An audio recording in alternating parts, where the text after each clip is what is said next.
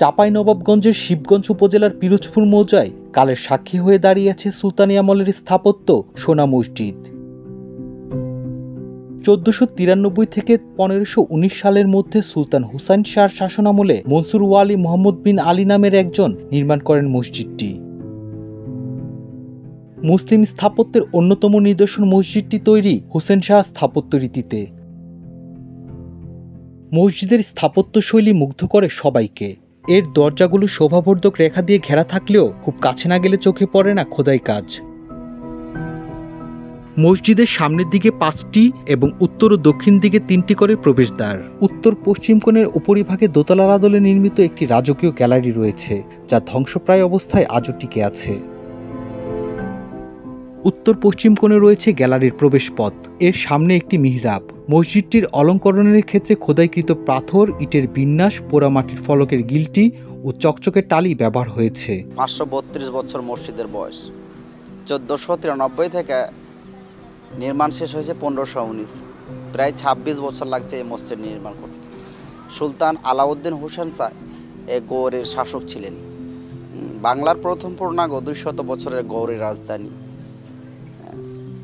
এটা প্রায় 1750 থেকে 18 সালের ভিতরে আনুমানিক এর ভিতরে গৌড় শহরটা ধ্বংস হয়েছে।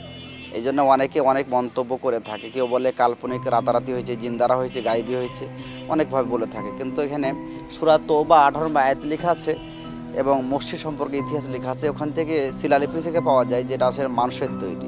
ঐতিহাসিক এই মসজিদ দেখতে দেশের বিভিন্ন প্রান্ত থেকে ছুটে আসেন নানা শ্রেণী পেশার মানুষ। ইতিহাস ঐতিহ্য জানার পাশাপাশি ইবাদত বন্দিগিতে সময় কাটান অনেকেই।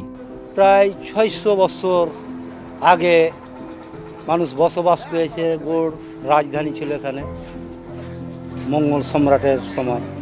ওই সময়তে মসজিদ কাজ নির্মূল হয়। এখানে প্রাচীনের যে ঐতিহ্য, প্রাচীনের যে কারুকার্য, এগুলা দেখে আমরা মুগ্ধ হয়ে গেছি। আমরা আশা করব আরও দেশের দূর দূরান্ত থেকে লোকজন এই সোনা মসজিদে আসুক, দেখুক এবং এখানে নামাজ আদায় করুক। আমরা এখানে ঘোরার জন্য আসছি, ঘুরতে অনেক ভালো লাগলো।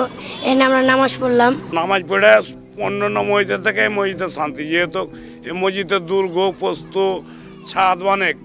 এখানে মসজিদে নামাজ পড়তে আসলে ঘুম চলে আসবে, এরকম মসজিদ।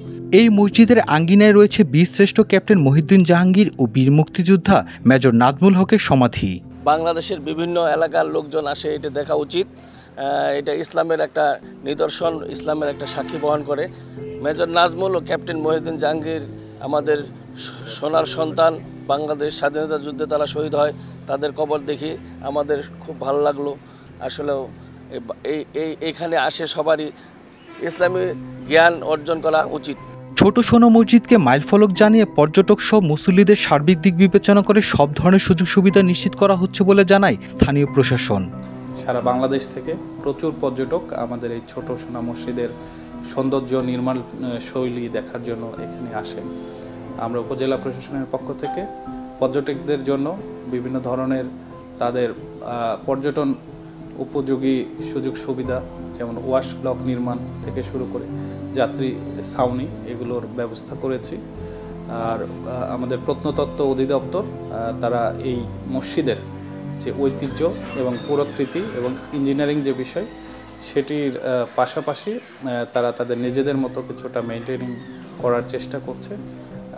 এই মসজিদটি আমাদের একটি সম্পদ। আমরা সকলে মিলে এই মসজিদের যে সৌন্দর্য এবং মসজিদটির যে ঐতিহ্য, সেটি রক্ষা করার জন্য সকলকে আমি অনুরোধ করব।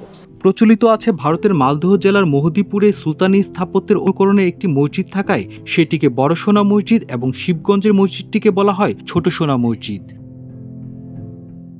Multimedia desk.